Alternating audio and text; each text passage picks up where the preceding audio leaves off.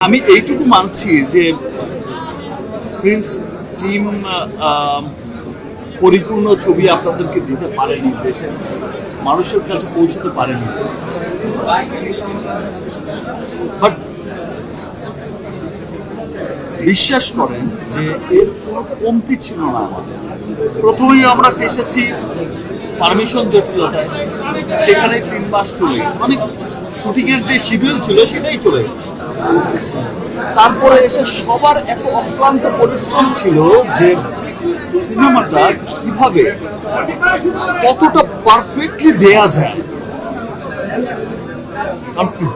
Prince নিয়ে মানুষের যেই প্রত্যাশা ছিল, দেখেন প্রিন্স আমি যখন গল্প শুনেছি তখনই আমার মনে হয়েছিল যে, এবং যে গল্প যে পরিকল্পনা শুনেছি তখন আমার কাছে মনে হয়েছিল যে এইটা আমার জীবনে এই পর্যন্ত করা সবচেয়ে বড় সিনেমা হবে।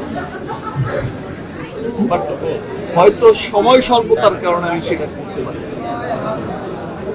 আমি আমার টিমের পক্ষ থেকে, আমার প্রযোজক, আমার পরিচালক, সবার পক্ষ থেকে আমি সরি চাইছি যে আমরা চেষ্টা করেছি। দেখেন কি বলছিল, টেকনিক্যাল সমস্যার কথা বলছে, সিজির কাজটার কথা বলছে বা কালার, এটা সময়ের দরকার, বাট সময়টাই ছিল না। ঈদের আগ দিন পর্যন্ত আমাদেরকে কাজ করতে হয়েছে। Prince deserve. আমি নেক্সট সিনেমাগুলোতে নিশ্চয়ই এই বিষয়টা অনেক খেয়ালে রাখবো যে প্ল্যান এ তো ছিল আমাদের হচ্ছে ইন্ডিয়াতে পুরো লোকেশন দেখা, প্ল্যান বিও যেন রাখি, প্ল্যান এ ক্যান্সেল হয়ে গেলে যেন আমরা প্ল্যান বি দিয়েও করতে পারি।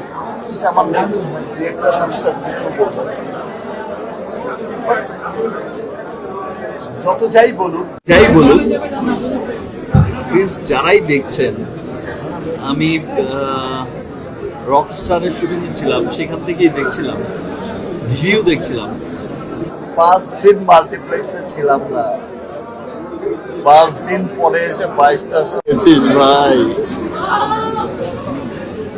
2টা শো পাওয়ার কথা ছিল এত ডিবির পরে। এটাই হচ্ছে মানুষের ভালোবাসা, এটাই হচ্ছে মানুষের ভালোবাসা।